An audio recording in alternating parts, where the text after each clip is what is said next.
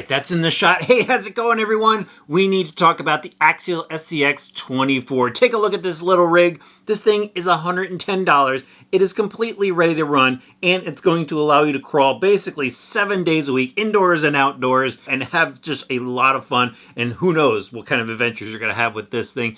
Let's take a closer look at it. It is just basically like a scaled down version of the SCX24 Deadbolt. I mean, check this thing out, even down to the cage on here. The green is a little bit different, but that's totally cool with me. I mean, this thing just looks awesome. But let's talk about the body details. So we've got a painted black interior, kind of like the big Deadbolt, and it's got a driver figure in there as well with the motocross helmet, some decals to really, accentuate it a little bit. Got the black bulge hood, and then the standard Deadbolt decals front and rear. But like the look of the cage, these lights here, they don't work. You can't make them work. You can't add LED lights to them. They're just kind of there with some decals on it, but they look pretty cool. But Axial does give you LEDs with this. They're located here in the front bumper. Looks really cool, especially when lit up. I've already turned this thing on. These things are really bright, but overall, it's got the cool Deadbolt look to it. All right, let me pull the body off. The body's held in with the two small clips, but what's really neat is they even added the little rubber tabs on there, so it's easy to pull off.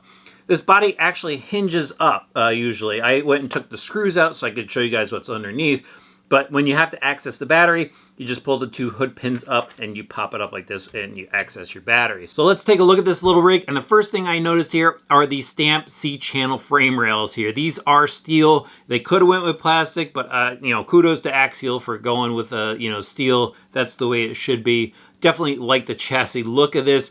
As far as cross bracing for the ladder frame, the front bumper actually acts as a brace, and this little rear bumper bracket slash body mount thing works as the rear bracing. And then of course we've got a battery plate here, your lower skid, and a plate for the ESC.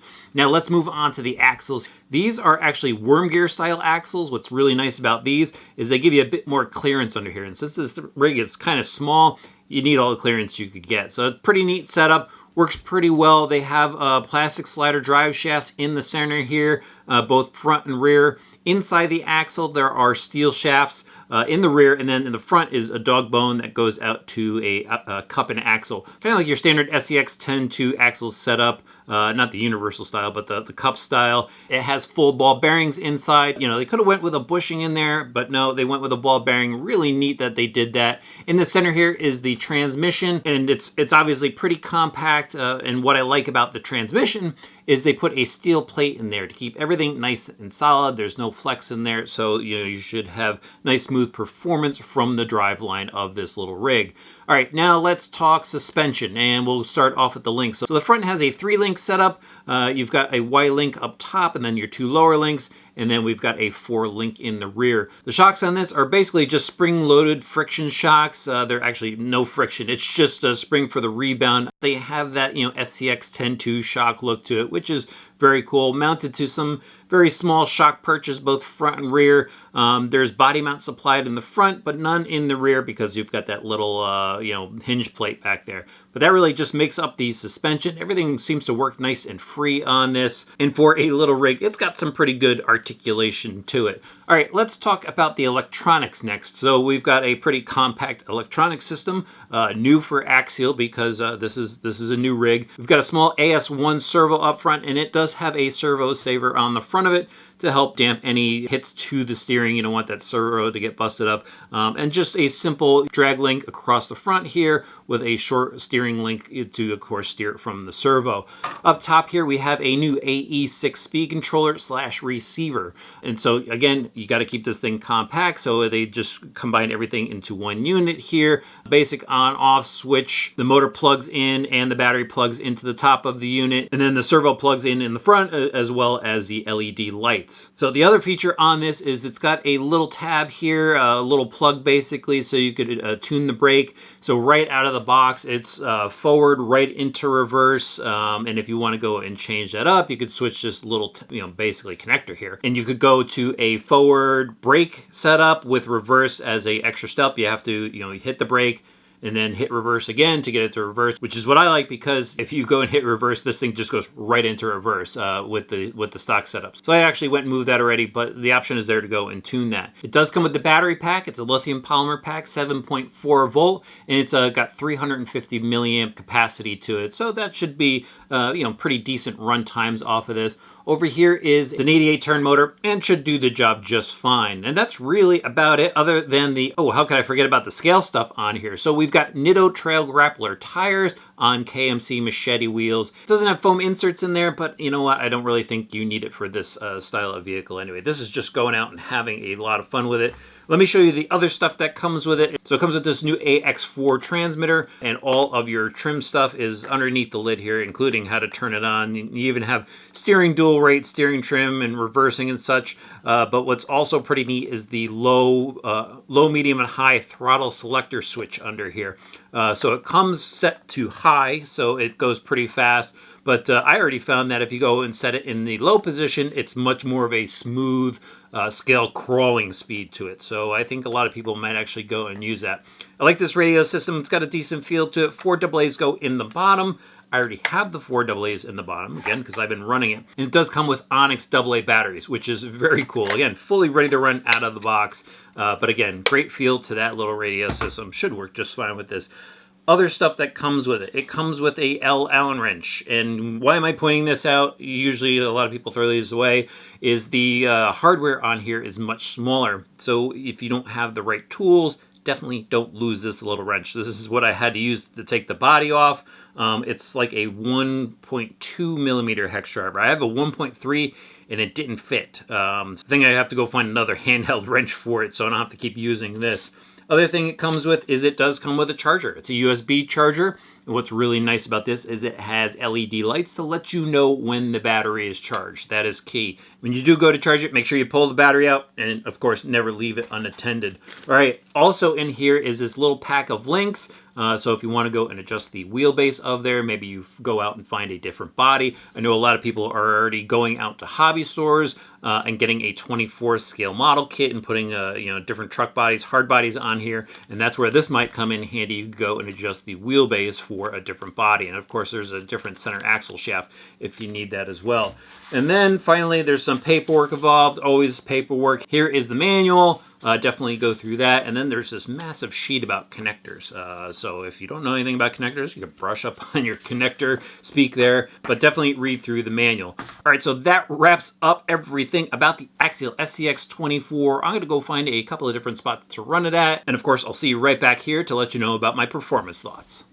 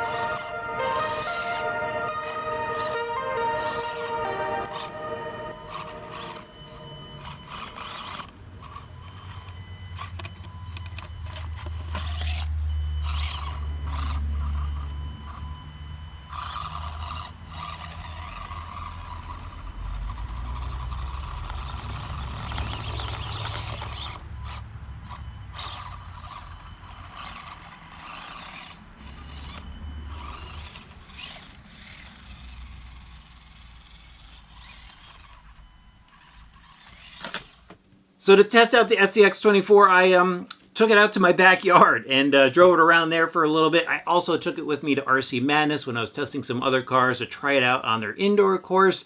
And then I took it over to a local park for some more fun with it. And this is just a great little rig for all-around crawling fun. I mean, in my backyard was really where it was just the most fun. I've got a small garden out back there, kind of a rock garden with my wife's flowers and stuff like that. And, you know, they're just crawling up the rocks there. It was a lot of fun.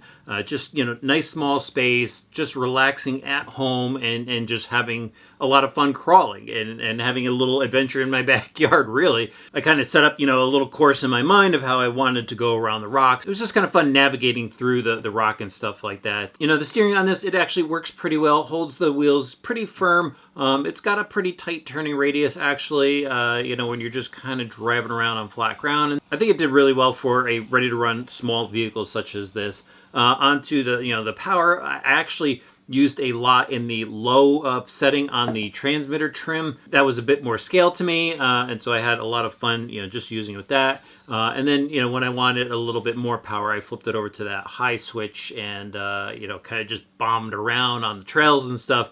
Especially when I was out over at the park, there was a lot of flat walking, and that's when, you know, I just let this thing go. You know, it's not as fast as a 10 scale crawler, so you're going to be walking faster than this thing's going, but it puts up a pretty good pace, you know, for its size. As far as handling, you know, it handles pretty well. It climbs some decent inclines, descents. It kind of wants to tip forward a little bit, depending on how you're throttling down the situation. Definitely, if you let off the throttle and, you know, apply any bit of brake, it's just going to go, you know, right over forward. Climbing it did well, and articulating some of the rocks it did pretty well. You just got to watch when you're like side hilling this thing. If you get this thing on too much of an angle, it just goes right over. But you know, if you're attacking things kind of straight head on, it works really well. But again, on the side of a rock, you really just have to watch yourself.